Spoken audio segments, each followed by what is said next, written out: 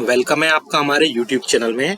Pensioners और कर्मचारियों और फैमिली पेंशनर्स के लिए दो बहुत ही बड़ी खबर लेकर आया हूं मैं, या दो बोल सकते हैं कि 1% पेंशन बढ़ोतरी को लेकर के सरकार की तरफ से इन प्रिंसिपल अप्रूवल जारी हो चुका है, यानी कि सैद्धांतिक सहमति मिल चुकी है सरकार की तरफ से किन कर्मचारियों किन पेंशनर्स के लिए, वो भी हम इसमें बताएंगे। साथ ही साथ अब सरकार बनने के बाद 8वें वेतन आयोग की तैयारी हो रही है। सरकारी कर्मचारियों को क्या क्या उम्मीद है इस 8वें वेतन आयोग से, देखेंगे पूरी खबर को, जानेंगे क्या है सारी इसका डिटेल्स।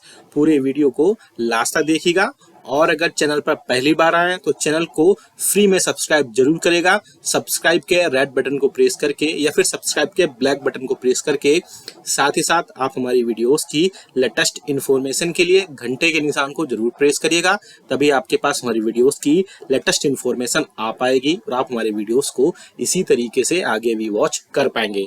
आपको जानकारी के लिए एक इन्फॉर्मेशन दे दें, आप हमारे चैनल पर कर्मचारियों, पेंशनर्स और फैमिली पेंशनर्स के रिगार्डिंग उनके वेलफेयर से regarding office memorandum, news updates और इन्फॉर्मेशन देते हैं। साथ ही साथ उनको कोई इन्फॉर्मेशन चाहिए होती है तो वो भी हम उनको प्रोवाइड कराते हैं। और इसके अलावा हम सारे पेंशनर्स और फैमिली पेंशनर्स की जो भी समस्याएं होती हैं उनके पेंशनरी बेनिफिट से लेकर के वो भी हम उनको सॉल्व करने की पूरी कोशिश करते हैं। आपको भी अगर कोई समस्या हो तो हमें कमेंट बॉक्स में कमेंट करिएगा, हम नेक्स्ट वीडियो में उसको लेंगे और आपकी समस्या का समाधान करने की पूरी कोशिश करेंगे। चलिए पहली बड़ी खबर आ रही है वो हम देख लेते हैं 8 पे कमीशन को लेकर के, फिर हम जो 1% का इन प्रिंसिपल अप्रूवल मिला है सरकार की तरफ से उस पर भी बात करेंगे। अब सामने न्यूज देख सकते हैं कि सरकार बनने के बाद अब 8वें वेतन आयोग की तैयारी, सरकारी कर्मचारियों और पेंशनर्स को क्या क्या उम्मीद है। एबीपी न्यूज में ये खबर छपी हुई है, जिसके अगर खबर की माने तो लोकसभा चुनाव के बाद सरकार ने लगातार तीसरी बार शपथ ली है। उनके साथ नई सरकार के रूप में नए मंत्रियों ने भी शपथ ग्रहण कर ली है। अब देश में 8वें वेतन आयोग यानी कि 8 पे कमीशन को लेकर चर्चा यानी कि डिस्कशन शुरू हो गया है। 8वें वेतन आयोग जनवरी 2016 से लागू होने की पूरी संभावना है। केंद्र सरकार हर 10 साल में नया वेतन आयोग लागू करती है। जनवरी 2016 में 7वां वेतन आयोग यानी कि 7 सीपीसी लागू हुआ था। ऐसे में नई सरकार अगले वेतन आयोग की तैयारियां जल्द से जल्द शुरू कर सकती हैं। जी हाँ दोस्तों, 8वां वेतन आयोग कब लागू होगा वो भी इसमें हम जानेंगे। केंद्र सरकार के 1 करोड़ से अधिक सरकारी कर्मचारियों और पेंशनधारियों को 8वें वेतन आयोग के गठन का बेसब्री से इंतजार है। यह आयोग सरकारी कर्मचारियों की सैलरी में इजाफे में संबंधित अपनी सिफारिशें सरकार को सौंपेगा और 8वें वेतन आयोग की सिफारिशें जनवरी 2026 से लागू हो सकती हैं।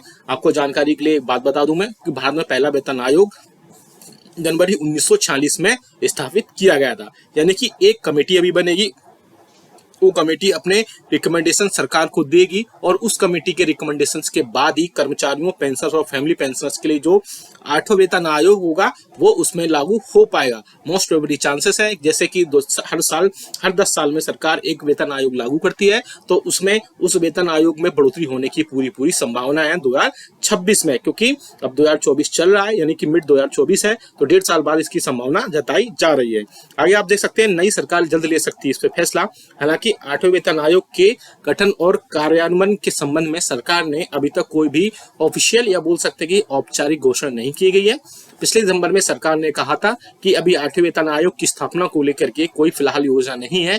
अब राष्ट्रीय चुनाव समाप्त हो चुका है, ऐसे में प्रबल संभावना जताई जा रही है कि सरकार के आयोग इस 8वें वेतन आयोग के गठन की दिशा में निर्णात्मक कदम उठा सकती है। क्या क्या कदम हो सकते हैं वो भी हम देखेंगे इसमें।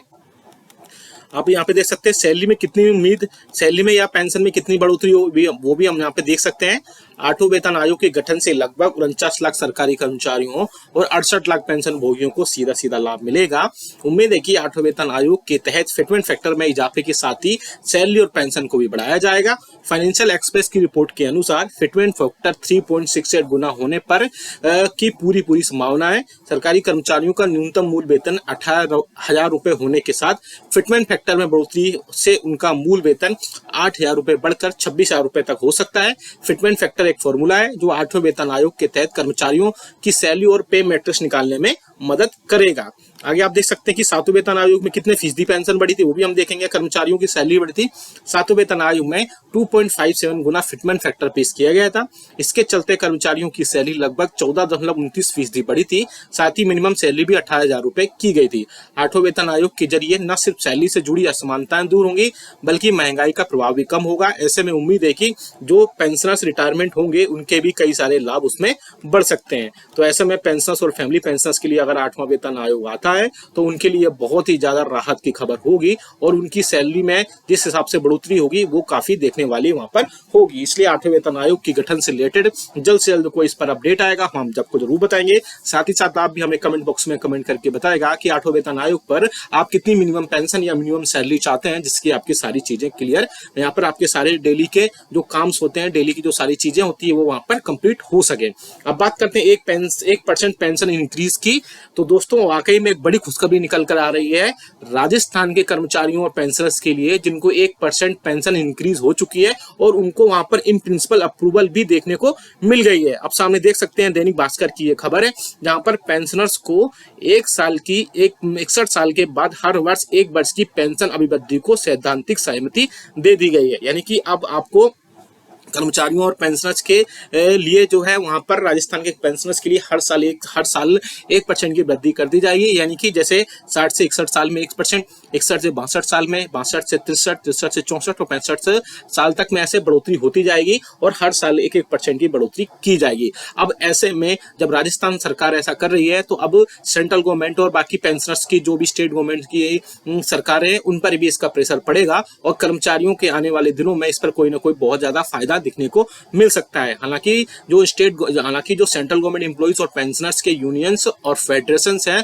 वो लगातार इसके रिगार्डिंग सरकार से डिमांड भी करते रहे हैं या रिक्वेस्ट भी करते रहे हैं कि उनकी बेसिक पेंशन या एग्जिस्टिंग कर्मचारियों की बेसिक पेंशन की तुलना में कम से कम 1% की बढ़ोतरी की जानी चाहिए। या फिर एक प्रपोजल ये भी गया था कि हर 5 साल के ब्लॉक में 5% की बेसिक पेंशन में बढ़ोतरी की जानी चाहिए।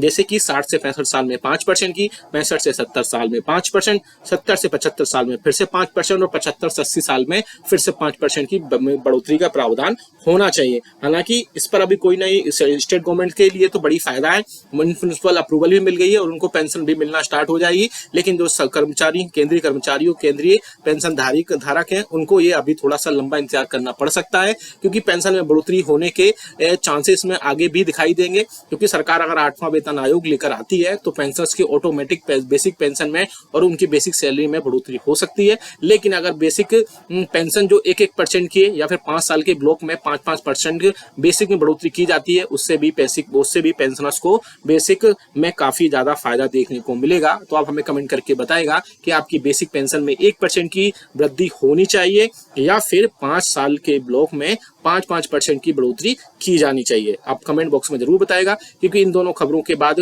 इन दोनों प्रपोजल्स के बाद ही आपकी पेंशन में बढ़ोतरी होगी और आपको क्या इसमें ज्यादा बेटर लग रहा है आप हमें कमेंट करके बताएगा। या फिर आपके पास और कोई सुझाव है पेंशन में बढ़ोतरी को लेकर के वो भी हमें कमेंट बॉक्स में कमेंट करिएगा, तभी आपके पास हमारी चीजें सारी क्लियर हो पाएंगी और 8वें वेतन आयोग से रिलेटेड जो भी अपडेट आई हम आपको जरूर बताएंगे। ये वीडियो अच्छा लगा तो लाइक करिएगा, शेयर सभी के साथ करिएगा। ऐसी न्यूज इन्फॉर्मेशन अपडेट्स के लिए चैनल को भी सब्सक्राइब कर लिएगा। मिलते हैं आपको नेक्स्ट वीडियो में। Thank you so much.